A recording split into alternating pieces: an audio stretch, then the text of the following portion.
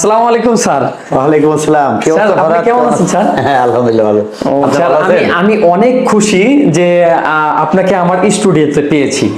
আমি তো স্যার অনেক দিন থেকে আপনার সন্ধান খুঁজছিলাম এবং আপনাকে আমার স্টুডিওতে আনার জন্য স্যার আমি অনেকভাবে চেষ্টা করেছিলাম, তো আপনি অনেক ব্যস্ত থাকেন, তারপরেও আজকে আমি আপনাকে আমার স্টুডিওতে পেয়ে আমি অনেক খুশি স্যার।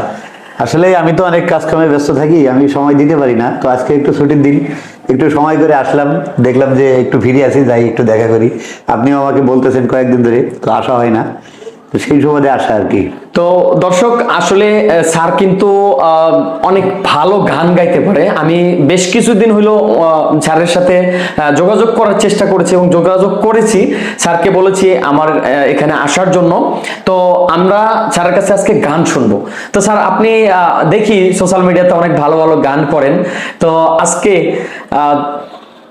যেহেতু আমার এখানে সবকিছু প্রস্তুত নেই, তারপরেও যদি খালি গলায় আপনি একটু আপনার পছন্দের কয়েকটা গান আমাদের দর্শকদের শোনাইতেন। ওকে, আসলে যারা গান বাজনা করে এদের তো কোনো বাধা বিপত্তি নাই, কিন্তু আমি যে চাকরিটা করি আপনারা সবাই জানেন, অনেক দর্শকে আমাকে চিনেন।